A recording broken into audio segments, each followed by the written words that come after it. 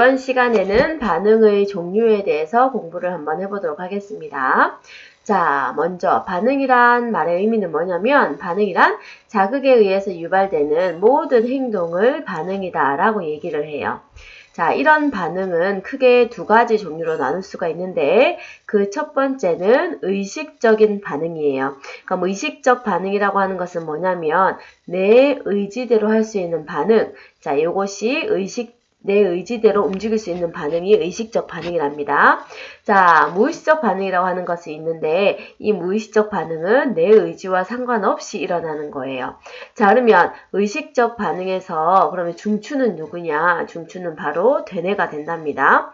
자, 무의식적 반응에서는 대뇌와는 상관이 없어요. 자, 이 의식적 반응의 대표적인 예는 뭘까요? 예를 들어서 혜진아 라고 불렀을 때 뒤를 돌아보는 거. 얘는 의식적 반응이랍니다. 자, 무의식적 반응의 대표적인 예는 뭘까요? 요거는 갑자기 공이 날라오면 눈을 깜빡이는 거. 요런 게 무의식적 반응이랍니다. 두 번째, 반응의 경로를 한번 살펴볼게요. 자, 어떤 자극이 왔을 때 이 자극을 받아들이는 곳을 뭐라고 하냐면 감각기관이다 라고 얘기를 합니다. 자, 감각기관에는 눈, 코, 혀, 피부 이런 것들이 있답니다. 그럼 감각기관에서 받아들인 자극은 자, 감각신경을 통해서 어디로 가냐면 중추신경으로 가요. 이런 중추신경은 지난 시간에 뇌와 척수가 있다라고 배웠답니다. 그럼 뇌와 척수에서 어떤 자극을 판단해서 명령을 내리는데 이 명령은 운동신경을 통해서 어디로 가냐? 운동기관으로 가요. 그럼 우리 몸에서 운동기관은 대표적으로 근육이 있답니다. 그럼 이런 근육에서 어떤 반응이 일어나요. 자극이 와서 반응이 일어날 때까지의 경로는 반드시 기억을 해주길 바랍니다. 자, 세 번째 반사에 대해서 얘기를 한번 해보도록 하겠습니다. 자, 반사라고 하는 것은 뭐냐면 어떤 자극에 대해서 아까 무의식적으로 나타나는 행동, 얘를 우리는 반사라고 하고 일반적으로 이런 반사는 무조건 반사를 뜻한답니다. 자, 그러면 반사의 대표적인 예가 뭐냐면 여기에 뜨거운 주전자가 있지요. 자, 뜨거운 주전자에 손이 닿았어요. 그러면 어떻게 된다? 바로 뜨거워 하면서 손을 떼게 된다는 겁니다. 자, 이게 바로 뭐냐면 무조건 반사인데 자, 반응 경로를 보면 자, 여기에 손에 주전자가 닿았어요. 그럼 이 감각신경이 이제 어디로 간다는 겁니까? 뇌까지 갈 시간적 여유가 없어. 왜냐면 뇌에 가서 뜨거우니까 손을 떼야지 한다는 명령을 내리면 시간이 많이 지체되기 때문에 바로 척수에 있는 연합신경을 통해서 바로 운동신경으로 내려가서 반응이 일어나게 한다는 겁니다. 자, 그래서 일단 손을 떼고 난 다음에 다음 신호가 이제 뇌에 가서 뜨거워 이렇게 뒤늦게 느껴지는 거예요. 자, 이게 바로 반사, 무조건 반사랍니다. 자, 그러면 이런 무조건 반사에도 대표적인 예가 뭐가 있냐면 무릎 반사가 있어요. 이 두 다리가 책상 위에 올라간 상태에서 무릎 하단 아래쪽을 망치로 통통통 두드리면 자, 나의 의지와 상관없이 다리가 올라갔다 내려갔다 하는 것을 볼 수가 있거든요. 자, 요것도 반응이 아니라 무조건 반사, 즉 대뇌가 관여하지 않는 무의식적인 반응이랍니다. 자, 그럼 이런 무조건 반사의 예는 상당히 많이 있는데 자, 그 중에서 자, 중추가 어디냐에 따라서 척수 반사와 뇌 반사로 나눌 수가 있어요. 자, 이 척수 반사에 들어가는 것은 뭐가 있냐면 무릎 반사. 방금 무릎 아래를 쳤을 때 무릎이 다리가 위아래로 흔들리는 거. 이 무릎 반사가 있고 또 뜨거 반사. 자, 예를 들어서 뜨거운 물체에 손이 닿았을 때는 나도 모르게 바로 손을 움츠리게 되는 이런 반사도 척수가 중추인 반사랍니다. 자, 두 번째 뇌반사도 있는데 자, 뇌반사 중에서 대표적으로 연수가 중추인 반사가 있어요.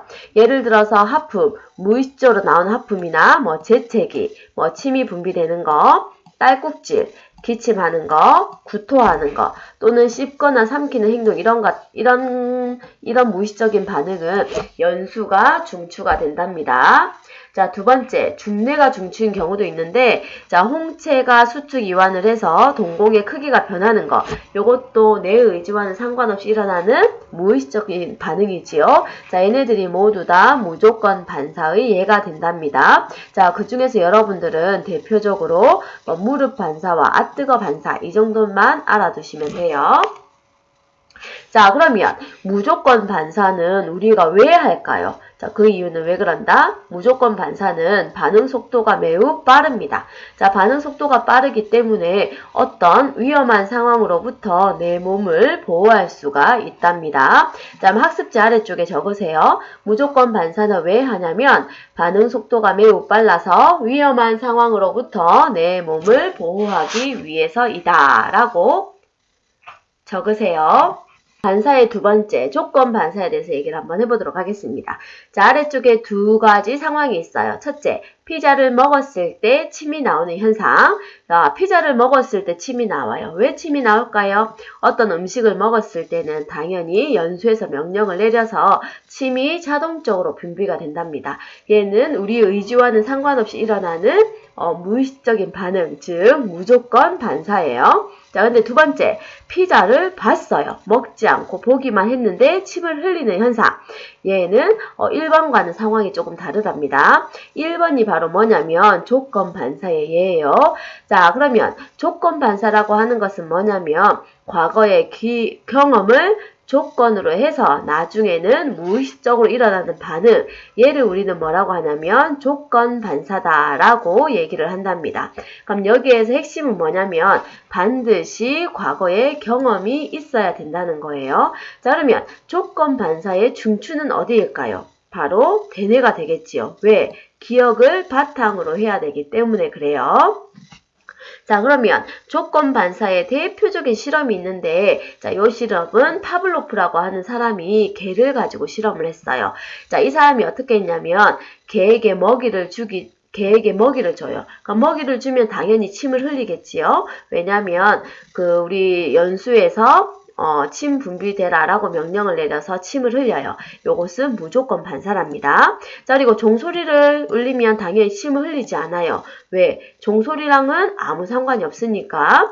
자, 그런데 이 사람이 어떻게 했냐면 먹이를 주기 전에 항상 먼저 종소리를 울렸어요. 종소리를 울린 다음에 먹이를 줬어요. 그러면 당연히 처음에는 이 먹이 때문에 침을 흘리게 되겠지요. 자, 근데 이 사람이 요거를 여러 날 동안, 몇 달 동안 계속 반복을 했어요. 그랬더니 이 개는 종소리만 들어도 침을 흘리더라는 거예요. 처음에 종소리와 침은 아무 상관이 없었지요. 그런데 몇 달 후에는 종소리만 들어도 침을 흘린다는 거예요. 그러면 개는 왜 종소리만 듣고 침을 흘렸을까요? 왜 그런다? 우리 주인은 항상 종소리를 울린 다음에 먹이를 줬던 기억이 대뇌에 저장이 되어 있거든요. 그래서 나중에는 종소리만 들려도 침을 흘리게 된답니다. 이게 바로 뭐다?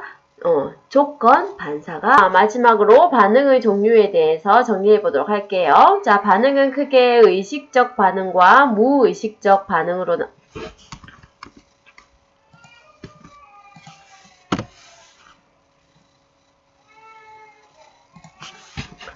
자, 반응은 크게 의식적 반응과 무의식적 반응으로 나눠지는데, 자, 의식적 반응의 중추는 어디냐면 대뇌랍니다. 자, 그러면 무의식적 반응 같은 경우에는 대뇌가 관여하지 않는다는 거예요. 자, 그러면 이런 무의식적 반응은 우리가 다른 말로 반사라고 얘기를 하는데, 반사는 크게 무조건 반사와 조건 반사가 있답니다. 자, 무조건 반사 같은 경우에는 뜨거 이 상황처럼 갑자기 손을 떼는 행동, 이렇게 무의식적으로 일어나는 것이 무의식적 반사예요. 그럼 조건 반사 같은 경우에는 뭐야? 예를 들어서 아주 신 레몬을 보기만 해도 입안에 침이 고이는 거. 자, 요거 같은 경우에는 옛날에 내가 아주 신 레몬을 먹고 입안에서 폭풍 침이 나온 기억이 있어가지고 그 이후에는 레몬을 보기만 해도 침이 나오게 되는 조건 반사, 요것이 있답니다. 자, 이상으로 반응의 종류에 대한 영상을 끝내도록 하겠습니다.